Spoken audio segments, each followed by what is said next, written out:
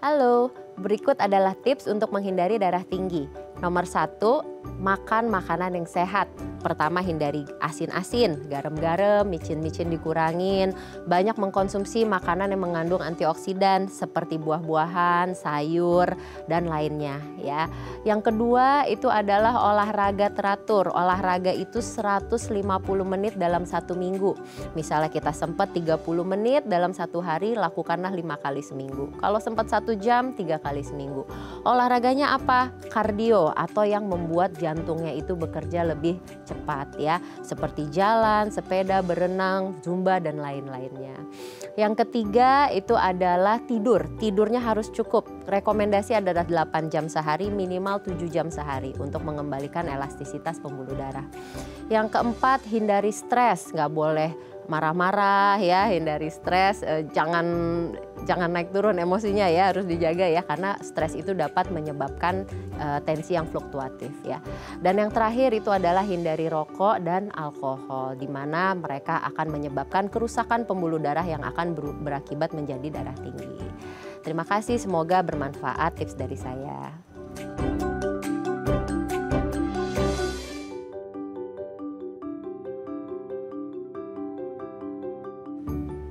Halo pemirsa, apa kabar Anda hari ini? Senang sekali saya Raden Matlias dapat kembali menemani Anda dalam sebuah program terus inspiratif. Ini dia Bincang Sehati. Ya pemirsa, kalau kita ngomongin salah satu penyakit yang mungkin prevalensinya lumayan tinggi dan orang nggak ngeh dan notice bahwa mereka mengalami, ini namanya adalah darting ya. Ini istilah yang lumayan populer selama pandemi kemarin ya, karena banyak orang tua darting gara-gara ngajarin anaknya di rumah gitu ya. Nah, darting atau darah tinggi atau hipertensi ini menjadi satu penyakit yang mungkin prevalensinya banyak banget ya, karena mungkin ya gaya hidup juga, pola makan dan lain sebagainya. Nah, akhirnya banyak yang lumayan nggak menyepelekan sih, tapi mungkin karena nggak ngeh gitu ya, nggak notice bahwa actually mereka itu mengalami hipertensi gitu ya, sehingga akhirnya wah terjadi perburukan terus. Nah, apa sih yang terjadi ketika hipertensi ini menyebabkan perburukan dan berujung pada komplikasi? Makanya hari ini kita akan membahas nih apa saja komplikasi yang bisa terjadi ketika orang mengalami hipertensi dan tidak tertangani dengan baik sedari dini. Makanya kita akan mengupas tuntasnya hari ini. Tapi sebelum bahas itu kita akan bahas terlebih dahulu nih beberapa mitos atau fakta seputar hipertensi. Nah, untuk membahasnya telah hadir bersama kami di studio Bincang Sehati ada Dr. Ade Ima Santi Sapardan SPJPVH, dokter spesialis jantung dan pembuluh darah dari Mayapada Hospital Jakarta Selatan. Selamat pagi Dokter Ima, apa kabar? Baik, terima kasih. Apa kabar semua pemirsa di rumah? Semoga sehat ya di hari Senin yang indah ini, mengawali hari Senin pertama di bulan Juni ya Dok ya. Semoga bulan Juni ini kita diberikan kesehatan dan kebahagiaan. Amin. Oke Dok, kita bahas mitos faktanya dulu ya Dok ya seputar hipertensi nih Dok. Yang pertama, hipertensi baru akan muncul menjelang lanjut usia. Nah, kalau orang ngomongin lanjut usia itu kayak aduh berbagai penyakit itu bisa datang gitu ya Dok ya. Ya namanya aging, degeneratif. Nah, salah satunya adalah hipertensi. Betul nggak sih kalau sebenarnya hipertensi itu ya hanya penyakitnya quote unquote orang tua gitu. Nah, gimana tuh Dok? Oke, jadi itu mitos ya. Mitos ya? Mitos. Waduh, berarti yang muda-muda bisa dong? Bisa, makanya hati-hati. Terakhir periksa tensi kapan nih Mas Raden? Setahun yang lalu ketika usia saya 17 tahun Dok. Berharap boleh ya Pak? Berharap boleh. Oke, jadi itu mitos. Jadi sekarang ini ya karena pola hidup, gaya hidup banyak sekali orang dari usia 30-an bahkan ada yang 20 tahun udah kena darah tinggi.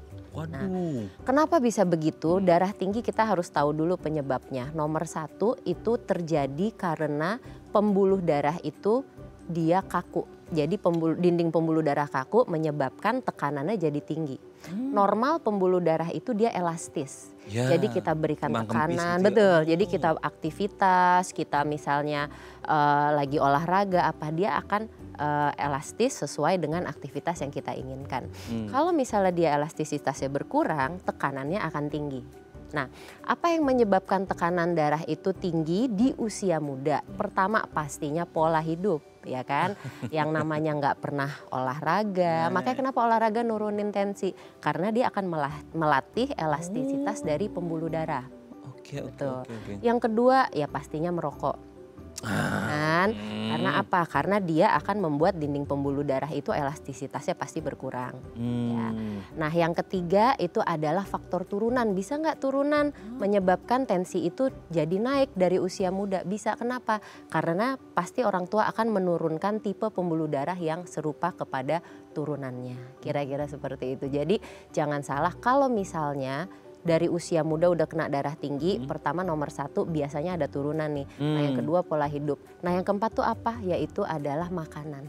Nah yang suka asin-asin. Waduh, my favorite lagi. Micin-micin ya kan. Waduh. Seperti apa? Yang French fries gitu gak sih dok? Seperti potato chips, ya pokoknya makanan-makanan yang banyak enak deh, yang gurih-gurih itu. Nah itu akan menyebabkan elastisitas pembuluh darah pastinya berkurang ya. Jadi ada retensi di ginjal juga, jadi menyebabkan tensinya itu udah pasti jadi tinggi ya.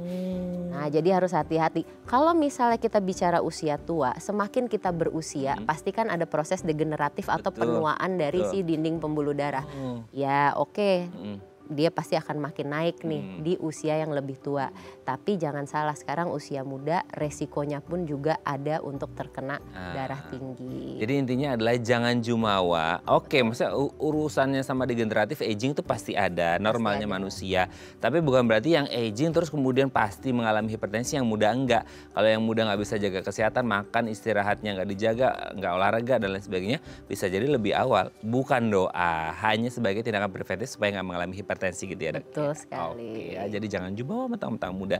Kayak kita ini kan 17-18 tahun ya dok ya. Tentu saja. Kita masih sehat ya dok. Alhamdulillah. Oke dok, kita lanjut yang kedua ya dok ya. Gejala khas akan dirasakan ketika terjadi hipertensi. Nah sayangnya itu dok, banyak yang katanya bilang nggak ngerasain apa-apa kok. Ada yang bilang kayak oh pusing apalah ini segala macem gitu. Ada kayak beban berat gitu. Sebenarnya benar nggak sih kalau kita ngomongin kayak kalau hipertensi itu pasti akan muncul gejala yang khas gitu? Oke, itu ternyata mitos. Oh berarti nggak ada nggak yang khas banget gitu atau gimana? Nggak ada. Jadi gini, kenapa darah tinggi itu berbahaya? Karena kita sebut dia adalah the silent killer. Silent but deadly. Ya, tapi jadi orang kenapa bisa nggak tahu dia punya darah tinggi? Pertama karena dia nggak ada keluhan. Kalau misalnya orang yang punya keluhan, tensinya naik, terus ada rasa nggak nyaman di tengkuk, kepalanya sakit, apa pusing segala macam, itu orang-orang yang beruntung. Dia punya alarm. Which is itu tahu ya dari awal ya. Betul. Paling cuma 10-20%, sisanya nggak ada keluhan sama sekali.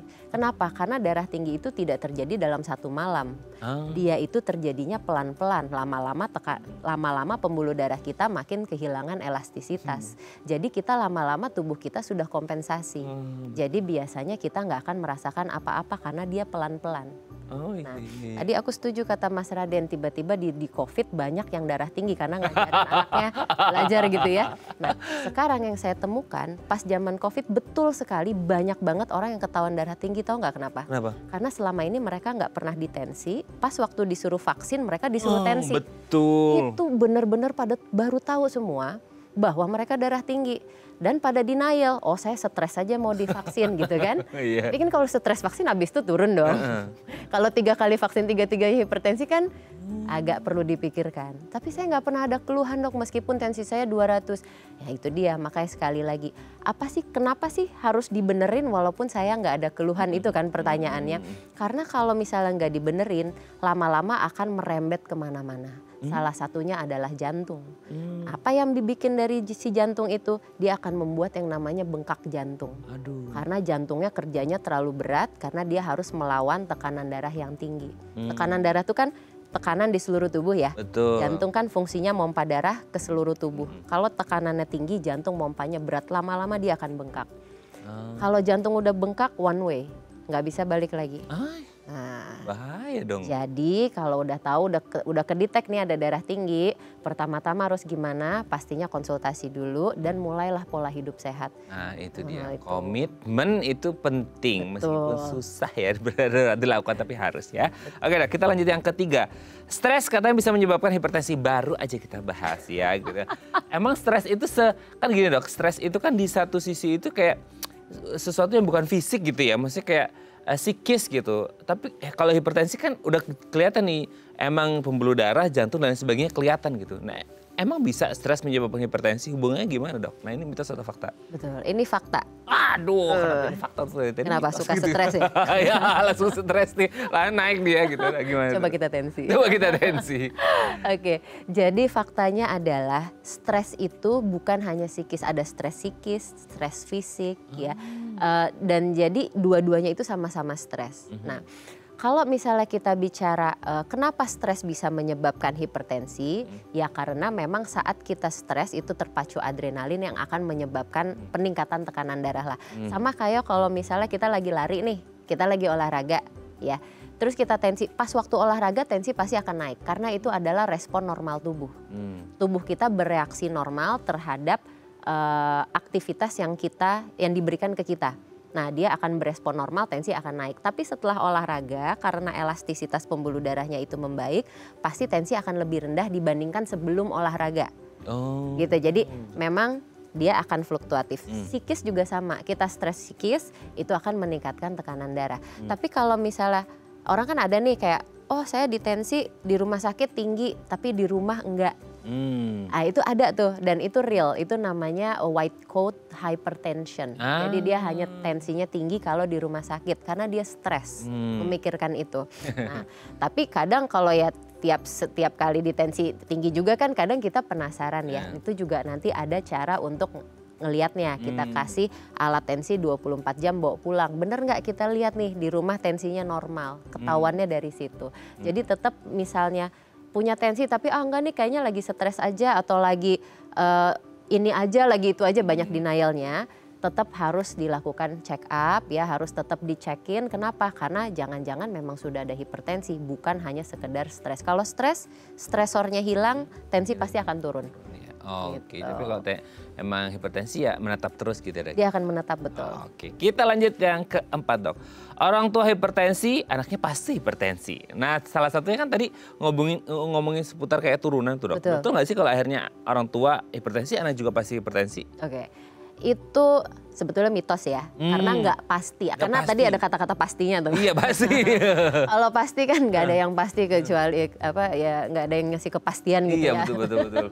Oke, jadi kalau misalnya dibilang pasti itu jawabannya tidak. Kenapa? Karena kalau misalnya turunannya dapat menjaga pola hidup yang sehat, dia bisa tidak terkena hipertensi. Ya, yang pasti nomor satu itu adalah tadi ya makanan, ya asin-asin dan kawan-kawannya, olahraga, sama satu lagi obesitas. Semakin massa tubuh kita besar, massa tubuh ini dapat menekan pembuluh darah, menyebabkan jadinya tekanannya jadi tinggi. Gitu ya. Kalau misalnya massa tubuh kita berkurang, yang menekan si pembuluh darah akan berkurang, tensi pasti turun. Oh, bukan kalau orang kepikir kayak, dok kalau semakin membesar bukan pembuluh darah semakin besar dok gitu? Enggak, jadi ya enggak lah, enggak gitu konsepnya. Enggak gitu konsepnya, orang pikir kayak semakin lebar semakin lancar dong, enggak ya? Kecuali olahragawan. Kalau misalnya kita olahraga itu kan aliran darah kan cepet nih, dia akan terlatih, pembuluh darah bisa makin besar. Makanya kalau misalnya orang-orang itu kan kelihatan nih pembuluh darahnya ya. Nah itu kenapa? Karena dilatih. Tapi kalau untuk obesitas tidak gitu. Karena kan dia apa yang dilatih? Kemampuan lambungnya. Oke. Nah jadi real story, ada pasien saya menurunkan berat badan sampai 40 kilo ya, dari 120 sampai 80-an. Itu obat darah tinggi berkurang dari 4 macam tinggal 1. Wah keren. Itu real ya, maksudnya memang bisa. Kita cowok usia berapa dok? Usianya paling sekitar 50-an laki-laki. Wow, udah usia segitu masih oke loh. Masih bisa turun, jadi jangan takut. Kan orang banyak yang bilang, kalau udah sekali minum obat darah tinggi bakal minum terus seumur hidup. Enggak juga, kalau kita bisa merubah pola hidup dengan baik, tensinya turun sendiri. Ya masa tetap dikasih obat darah tinggi kalau tensinya udah turun gitu kan. Tapi tetap dengan pengawasan, jangan diberhentiin sendiri. Itu gimana sih dok bisa turun 40, saya mau nurunin 1 kilo aja kayaknya berat banget. Niat dan usaha. Niat dan usaha. Oke dok, kita lanjut yang terakhir ya. Hipertensi itu nggak bahaya karena bakalan naik turun. Jadi kayak ya udahlah gitu kan, nanti ini pas lagi tinggiannya mungkin bisa turun lagi. Jadi orang nggak kepikir kayak akan naik tuh, tapi kan naik turun. Jadi orang pikirnya nggak bahaya, gimana tuh? Oke, nah itu mitos ya. Yang pastinya hipertensi itu pasti berbahaya lah ya. Itu tadi saya bilang karena jangka panjangnya nggak bagus. Dia akan kemana-mana. Yang pertama itu tadi dari jantung, itu akan mengalami bengkak jantung. Yang kedua itu dia larinya selalu ke ginjal. Nah, ada beberapa bahkan banyak pasien yang mengalami gagal ginjal, cuci darah. Kenapa? Karena faktor utamanya hanya darah tinggi doang. Selama ini dia darah tinggi, dipikir-pikir masih muda, nggak apa-apa. Tiba-tiba di usia 30 tahun dia sudah cuci darah. Karena dia nggak aware. Karena apa? Oh, saya punya sih turunan, ayah ibu saya dua-duanya darah tinggi. Tapi saya pikir, udahlah saya masih muda, saya olahraga gitu ya. Meskipun ya olahraga nggak berarti kita nggak kena darah tinggi ya. Kalau emang udah kata Tuhan ya udah kena darah tinggi ya darah tinggi gitu. Tetap harus diobatin. Kalau emang dengan pola hidup sehat dia tetap nggak mau turun, ya harus minum obat. Begitu ya. Jadi tetap yang namanya darah tinggi itu kalau misal naik turun justru dia akan lebih berbahaya. Namanya kita bilang fluktuatif ya. Yang fluktuatif itu akan lebih mempercepat terjadinya suatu pembengkakan pada pembuluh darah. Ya. Ya, jadi harus diperhatikan banget ya untuk darah tinggi. Ini sebenarnya berbicara tentang komitmen ya Dok ya. Komitmen orang untuk menjaga pola hidup yang lebih sehat. Karena ya itu banyak yang tidak merasakan, hanya tadi berapa 10-20% aja yang merasakan. Betul sekali. Dan selebihnya itu kayak nggak ngerasain sama sekali ya. Benar. Sebelum akhirnya ditensi gara-gara mau divaksin pandemi kemarin Dok ya. Benar. Oke, dan nanti kita lanjut lagi ya di segmen selanjutnya ya. Oke pemirsa, kami akan kembali saat lagi, tetap bersama kami di Bincang Saat.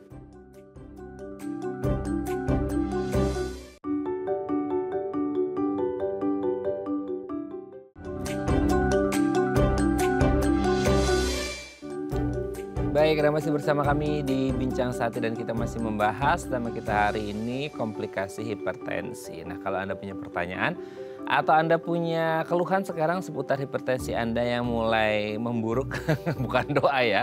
Dalam artinya kayak, wah saya ada riwayat hipertensi supaya nggak terjadi komplikasi, gimana yang dilakukan? Atau sekarang punya keluhan, boleh deh tanya-tanya di 0212903244 atau DM Instagram kami di @bincangsaati.tv.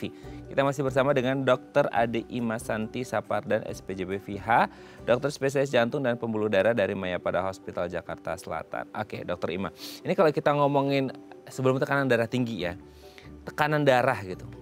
Orang tuh bilang kayak, kenapa sih Dok disebut tekanan darah dan plus tinggi lagi? Kita mulai dari tekanan darah. Emang darah itu ditekan-tekan dong? Kita kadang pikirnya kayak, apa sih Dok yang dimaksud dengan tekanan darahnya dulu deh Dok? Itu gimana? Baik, yang pasti bukan tekanan batin ya. Tekanan batin. Aduh itu kok tanggal tua Dok. Oh tenang, ini tanggal 1. Oh tadi tanggal 2 ya ini ya. Masih awal bulan. Ya? Oke, jadi yang namanya tekanan darah itu adalah tekanan di dalam pembuluh darah. Kadar normalnya itu adalah atasnya nih ya, atasnya antara variatif Anda yang bilang dari 90 dari 100 sampai batasnya ke 129. Ya. Jadi kalau yang atasnya nih ya, di atas 130 itu sudah termasuk hipertensi stage 1. Di atas 140 sudah masuk hipertensi stage 2. Bawahnya itu bervariatif, ada yang bilang bawahnya di 50 sampai 55 sampai paling tingginya di 89. Ya, jadi di atas 90 yaitu sudah termasuk darah tinggi. Kira-kira begitu. Nah, range normal tekanan darah itu akan membuat sirkulasi darah kita di dalam tubuh itu normal. Kalau misalnya dia tinggi, dia sudah dapat menyebabkan jantung itu kerjanya berat. Jantung kerjanya berat menyebabkan aliran darah ke ginjal juga bisa jadi menurun ya, dan itu pada jangka waktu yang lama dapat menyebabkan kerusakan dari fungsi ginjal maupun dari jantungnya. Gitu.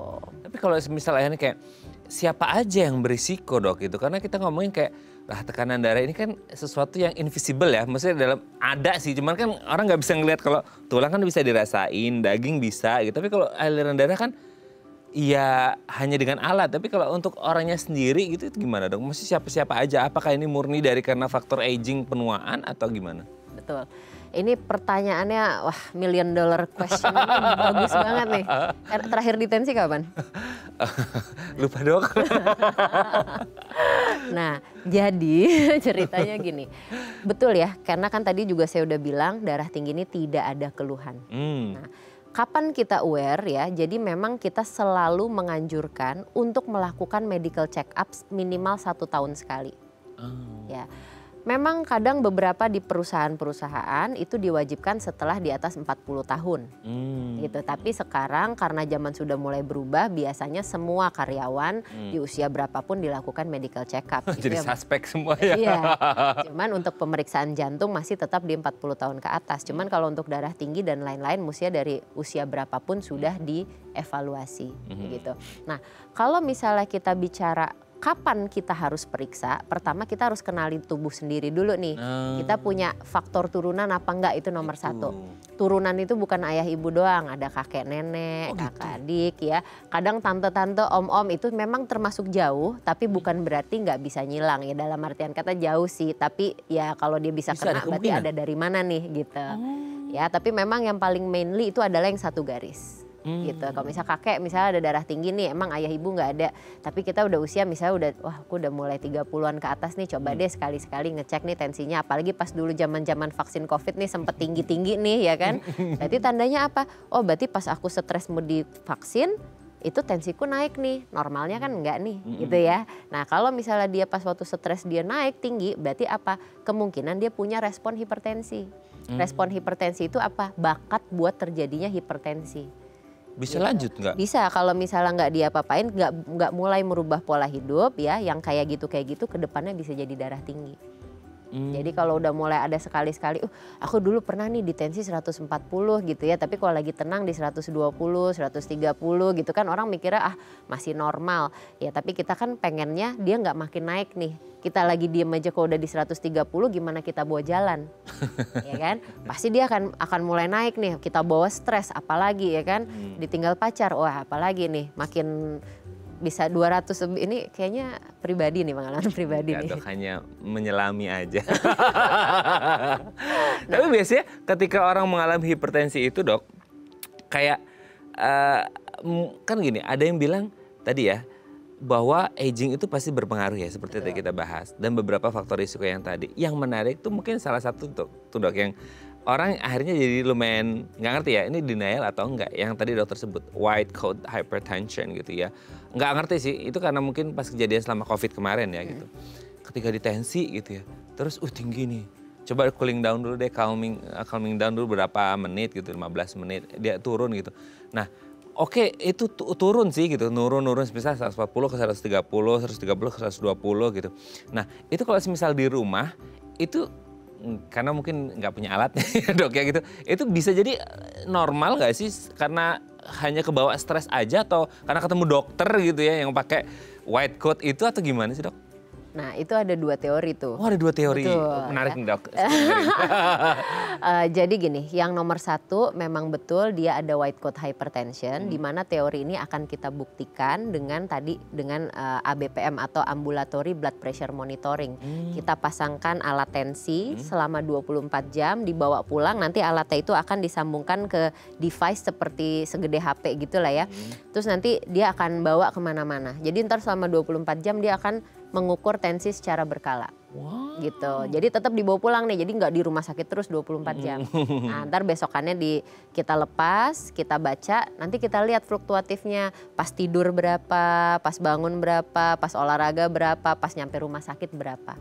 Nah, andai kan truly white coat hypertension itu akan kelihatan dari si alat ambulatory blood pressure. Kelihatan banget. Betul, karena kan dia pasti akan berbeda dong saat waktu mau menuju rumah sakit, pas siap-siap ke rumah sakit tuh udah mulai naik tuh biasanya gitu. Oh gitu ya? Nah, nanti pas sampai rumah dia turun gitu. Nah jadi nanti akan ada persentasenya juga yang normal dibandingkan yang tinggi tuh berapa persen segala macam, dan itu perbedaan antara siang dan malam saat bangun dan saat tidur itu berubahnya berapa persen. Nah itu bisa kita ukur dari situ, apakah dia sudah ada hypertension atau dia sudah menuju atau dia punya bakat untuk terkena darah tinggi atau dia hanya varian normal aja terkena white coat hypertension gitu. Nah yang kedua itu adalah orang-orang yang sudah ada respon hipertensi. Jadi gini, itu pembuktiannya biasanya dengan treadmill test. Pernah dengar treadmill test nggak? Tahu treadmillnya dok? Tahu alat treadmill ya? Treadmillnya pakai yang treadmill itu? Betul, jadi tapi bedanya kalau treadmill test itu selama jalan, selama lari gitu ya, itu sambil kita pasang EKG. Ya, jadi nanti kelihatan selama jalan kita akan melihat perubahan pada EKG-nya. Nah, sambil jalan kita sambil periksa tensi. Jadi benar-benar kita periksa tiap 3 menit kita tensi, nanti kita lihat pas waktu lagi jalan cepat atau lagi lari tensinya tuh naik sampai seberapa. Nanti kita punya cut off-nya, kalau misalnya memang pas lagi olahraga tensi naik di atas 200, berarti dia memang sudah ada respon hipertensif. Respon hipertensif maksudnya apa? Kalau tidak merubah pola hidup, dalam 5 tahun ke depan dia akan kena darah tinggi. Nah itu yang bisa kita aware dari pemeriksaan MCU atau medical check up sebelum kena sakit. Nah itu dia. Jadi pas lagi sehat diperiksa, jangan nunggu sakit dulu. Makanya harus sedia payung ketika masih punya uang buat Iya. payung maksudnya dok ya. Benar-benar kalau nggak at least jas hujan lah. Jas hujan lah ya, gitu yang agak murahan gitu ya dok ya. Oke dok, nanti kita lanjut lagi ya di segmen selanjutnya ya. Oke pemirsa, kami akan kembali saat lagi. Tetap bersama kami di Bincang Sehati.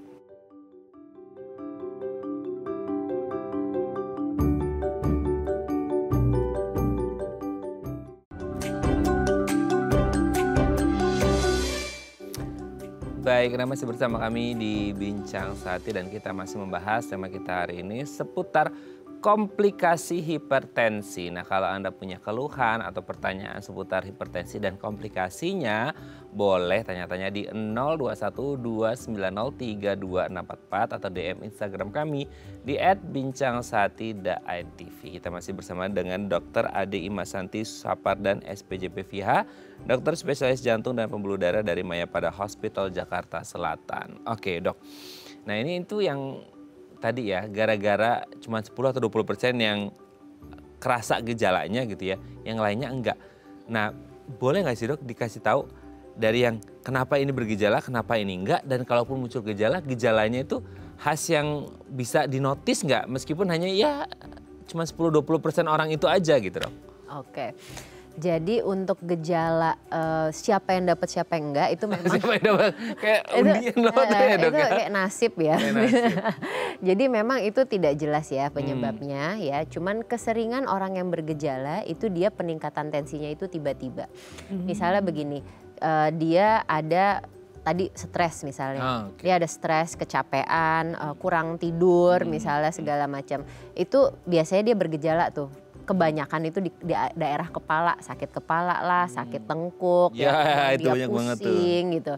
Nah, tapi nggak semua orang juga. Nah, dan belum tentu juga itu sih, kadang gini, ada orang bilang, wah kepala saya sakit banget nih dok nih karena tensi saya tinggi gitu ya. Nah, itu harus hati-hati karena sakit kepala sama darah tinggi itu kayak ayam sama telur. Sakit kepala, kita kepalanya sakit nih.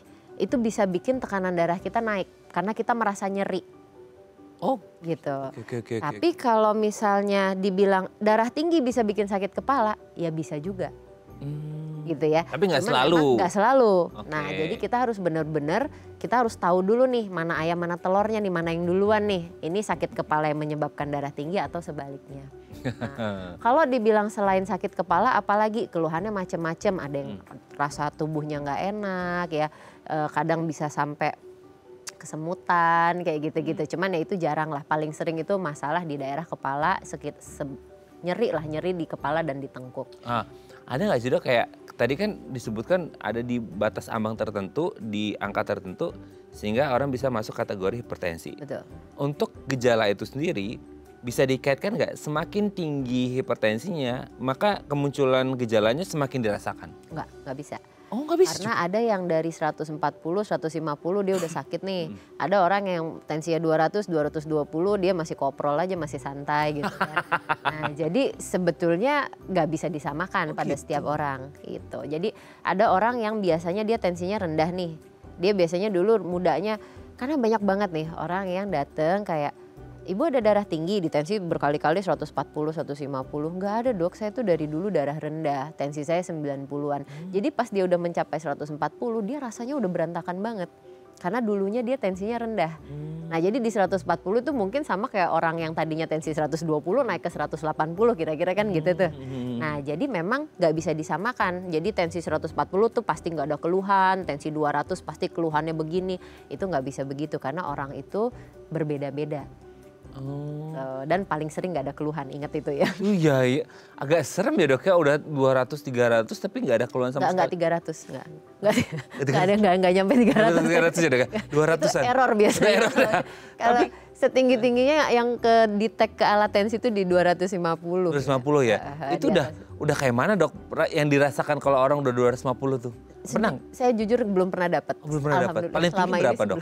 220 paling sih. Nah itu orangnya apa dirasa? Ada yang biasa aja, ada yang memang dia stroke. Paling sering sih karena stroke ya atau penyakit ginjal.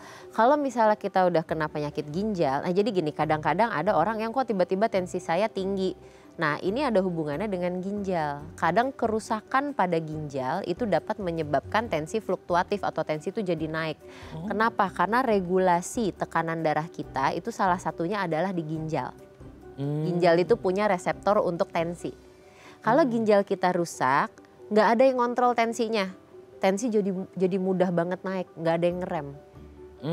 Gitu. Makanya orang kalau misalnya udah gagal ginjal, itu pasti obat hipertensinya banyak. Gitu. Kenapa? Karena tensinya nggak ada yang udah nggak ada yang ngelawan lagi nih, udah pasti tinggi. Jadi obat hipertensinya pasti banyak. Jadi kalau misalnya tiba-tiba ada darah tinggi, langsung deh medical check up, mending cek aja semuanya, termasuk fungsi ginjal dan lain-lainnya. Oke, itu kalau posisinya dibalik dok, sebenarnya tekanan darah tinggi dulu yang akhirnya komplikasi ke ginjal atau gagal ginjal yang akhirnya nyambung ke hipertensi? Ayam sama telur. Dua-duanya bisa? Bisa, betul. Jadi hipertensi bisa menyebabkan gagal ginjal. Gagal ginjal kerusakan ginjal akan bikin tensi naik. Nah, kalau hipertensi menyebabkan kerusakan ginjal, itu eventually bertahun-tahun kalau misalnya nggak ditanganin, dia akan menyebabkan kerusakan ginjal, bahkan akhirnya bisa gagal ginjal. Nah, kalau orang terus gimana cara kalau orang gagal ginjal yang tadinya nggak ada hipertensi, gagal ginjalnya dari mana? Paling sering dari diabetes. Diabetes, sakit gula. Besti mereka semua itu dok? Bestian mereka ya? Besti banget. Kalau udah cerita gula nih, gula itu kenapa bisa ngerusak ginjal ya? Kan dia gerogotin pembuluh darah, nggak ginjal doang yang dia rusak. Jadi pembuluh darah kita tuh istilah kata dibikinlah dinding pembuluh darahnya itu jadinya rapuh. Rapuh, gampang terjadi sumbatan ya. Nah jadi akan bikin ginjal itu fungsinya turun. Kalau ginjal fungsinya turun, regulasi hipertensinya jadi rusak, tensi bakal naik. Begitu. Berarti gini, aduh serem juga ya. Kalau sekarang kan prevalensi diabetes juga tinggi tuh dok. Betul. Berarti untuk mereka-mereka yang ada penyakit kayak metabolik gitu juga harus hati-hati dong. Oh pasti, tapi diabetes itu lebih mending karena dia ada gejalanya. Polidipsi, poliuri, sama polifagi. Maksudnya apa? Banyak kencing, banyak minum, sama banyak makan. Banyak kencing maksudnya gimana? Normal. Tubuh kalau misalnya kita tidur ya, aliran darah itu sama tubuh tuh dilambatin. Istilah kata aliran darah ke ginjal akan dikurangin, dia akan bersirkulasi ke bagian lain. Mestinya normalnya orang itu saat tidur dia tidak kencing atau mungkin kencing hanya 1 kali. Apalagi kalau sebelum tidur kita minum gitu ya, oke lah kencing 1 kali. Tapi kalau misalnya kencing semalam bisa 2 kali, 3 kali padahal nggak minum, itu better dicek. Karena kencing malam itu, sering kencing malam ya, itu sudah merupakan salah satu gejala. Belum pasti sih, tapi kan kita bicara gejala nih. Yang kedua banyak makan, banyak minum, ya dia aus terus. Terus dia lapar, terus rasanya apa udah makan sepiring masih lapar juga. Nah itu tanda-tanda awal diabetes. Oke. Jadi memang itu lebih ketara karena memang ada gejalanya gitu ya. Betul. Sehingga orang kalau ngomongin diabetes, ya intinya entah diabetes, ginjal ataupun hipertensi, lagi-lagi komitmen untuk pola hidup sehat ya dok. Komitmen ke diri sendiri tuh lebih susah loh daripada ke pacar. Ya udah nanti kita lanjut lagi nanti ya dok. Oke bisa, kami akan kembali saat lagi, tetap bersama kami di Bincang Sehati.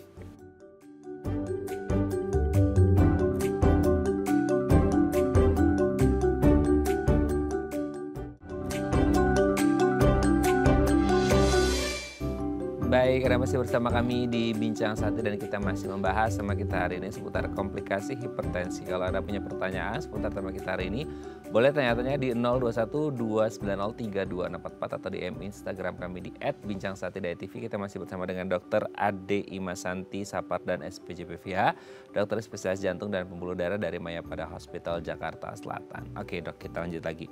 Nah sekarang kalau akhirnya ya gara-gara nggak ada gejala ya, dan akhirnya banyak orang yang nggak ngerasain, nggak notice, sehingga akhirnya terjadi perburukan sampai di titik mereka benar-benar ngerasain gejala klinis dan akhirnya tumbang dalam artian seperti itu.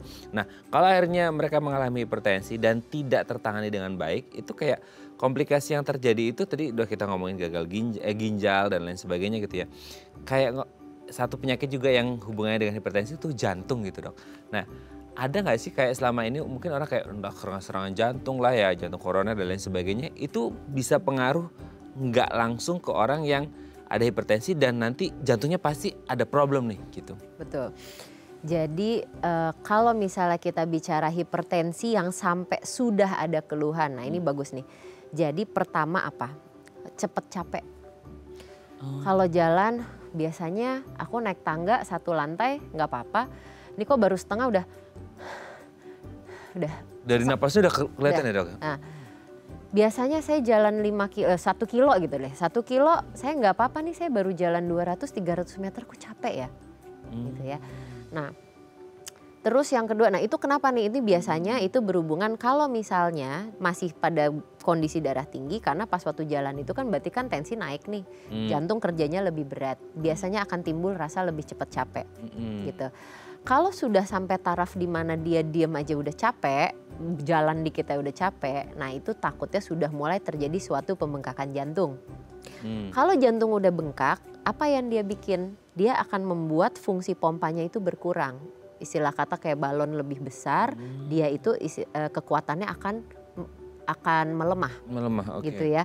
Nah, jadi sama normalnya jantung pompa begini nih. Tapi karena dia melebar, jadi kan lama-lama ototnya jadi lebih tipis. Jadi dia nanti mompanya jadi lemah.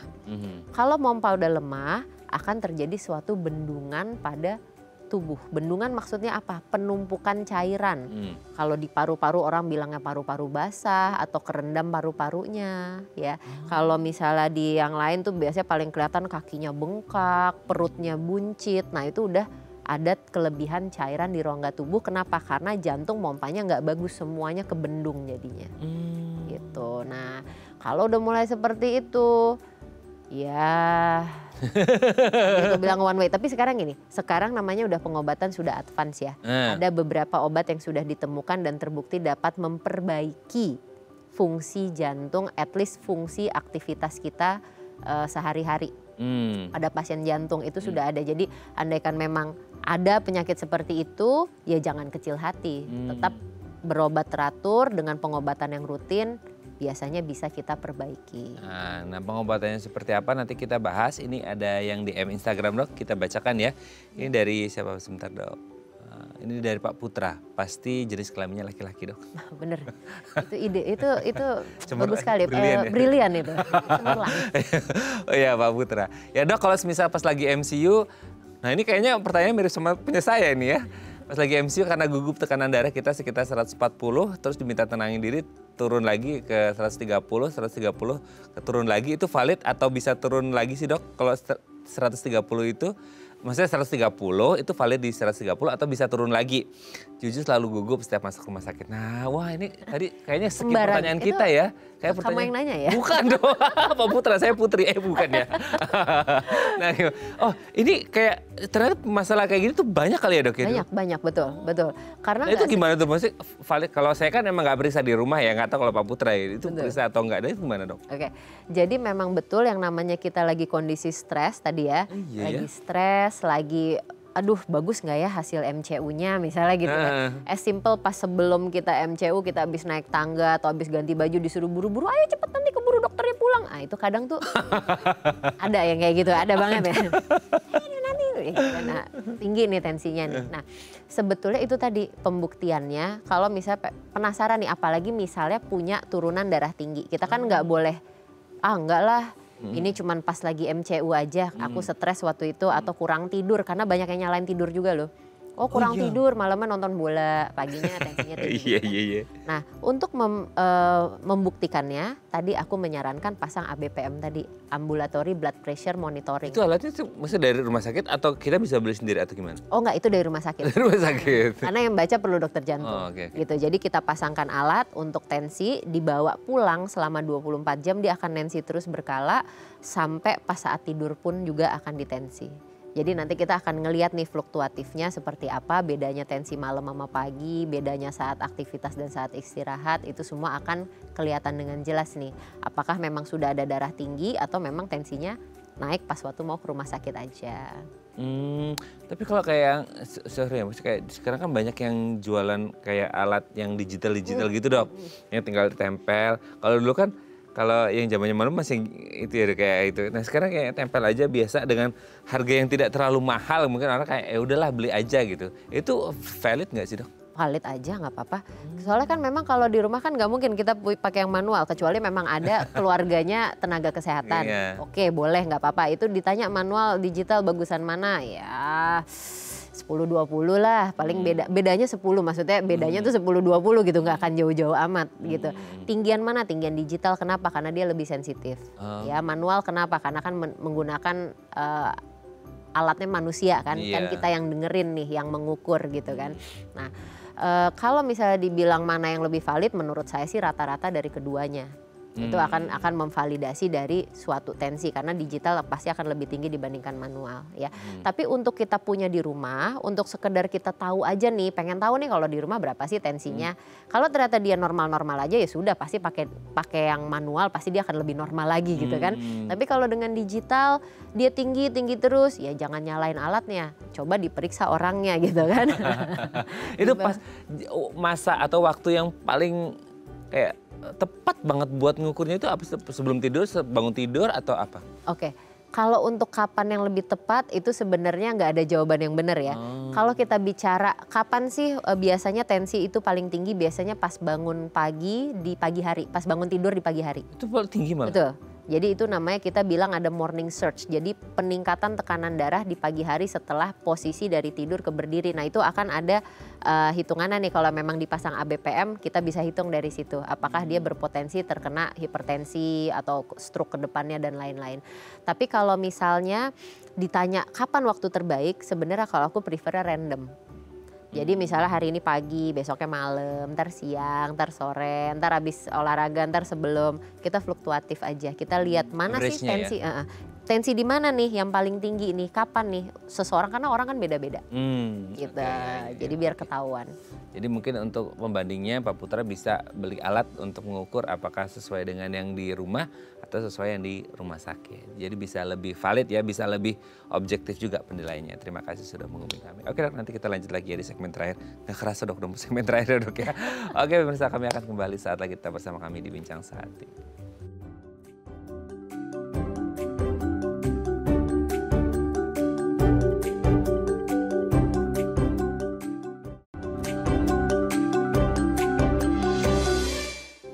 Baik, Anda masih bersama kami di Bincang Sehati dan kita masih membahas tema kita hari ini seputar komplikasi hipertensi bersama dengan Dr. Ade Imasanti Sapar dan SPJPVH, dokter spesialis jantung dan pembuluh darah dari Mayapada Hospital Jakarta Selatan. Oke dok, setelah tadi disebutkan hipertensi dan bawaannya. Jadi parno ya? Jadi parno. Nah sekarang oke, untuk mengatasinya itu selama ini orang kepikiran, waduh dok kalau udah didiagnosis hipertensi itu kita pasti minum obat seumur hidup gitu kayak. Ya mungkin orang itu udah ngerasain gejalanya tapi malas atau takut ke dokter karena yang ngerti ya entah biaya atau perawatan yang seumur hidup. Ngelihat atau ngedengar bahwa harus minum obat seumur hidup tuh kayak it's a nightmare gitu ya. Kayak udah mimpi buruk banget ya, udah deh nggak apa-apa orang nggak kerasa gejala ini gitu kan. Nah dan untuk pengobatannya sendiri seperti apa dok? Oke, itu bener banget ya. Kita flu aja minum obat 5 hari aja udah garing ya. Kayak kapan selesainya gitu ya. Ini masih ada lagi nih obat gitu kan. Iya, betul, ini seumur hidup, itu setuju. Oke, jadi gini, kalau kita bicara hipertensi awal ya, tensi belum tinggi-tinggi amat, usia juga belum sepuh-sepuh amat gitu ya. Bisa nggak dia lepas obat? Jawabannya bisa. Nggak bisa? Bisa. Gimana caranya? Ada 5 yang 5 harus perkaranya. 5 perkaranya. Nah, apa ya dok pertama? Oke, 5 plus 1. Oke, 5 jadi plus yang 1. pertama. Yang pertama itu pastinya diet. Ya tadi sih udah kita singgung sih sedikit-sedikit diet, rendah garam ya, bukannya tanpa garam ya, garam tetap perlu tapi rendah garam ya, micin-micinan juga pastinya Kurangin dihindari ya, garam-gareman. Pokoknya semua yang gurih-gurih misalnya, tapi kalau lagi kerja kan susah ya, kita makannya gimana ya, istilah kata makanan Padang jangan pakai kuahnya. Gitu ya, soto jangan pakai kuahnya, isinya aja misalnya gitu kan, dipilih-pilih lah sebisa mungkin, jangan yang asin-asin. Nomor 2 olahraga. Olahraga teratur untuk mengembalikan elastisitas pembuluh darah. Berapa lama? 150 menit dalam 1 minggu. Ya, jadi sempat ya setengah jam 5 kali seminggu, sempat 1 jam 3 kali seminggu ya. Yang ketiga, tidurnya cukup. 8 jam sehari. Ini biasanya orang-orang muda tidur berapa jam semalam? Jangan dong, aib. Minimal banget 7 jam. Minimal dok? Minimal. Paling bagus 8 jam untuk mengembalikan elastisitas pembuluh darah. Aduh. Nah, yang keempat yang paling susah, nggak boleh stres, nggak boleh marah-marah. Saya orangnya peaceful dok. Oh, bagus. Compassionate. Yang kelima adalah perubahan pola hidup seperti merokok sama ngopi. Ngopi itu sebenarnya bukan yang mutlak banget ya, cuman dia akan bikin tensi fluktuatif. Tensi akan naik 1-2 jam setelah minum kopi. Sekitar 10-20 mm air raksa. Nah, yang plus 1 tadi itu adalah obesitas itu. Nah, kurangin berat badan menuju berat badan ideal. Ya caranya gimana? Ya yang 5 tadi.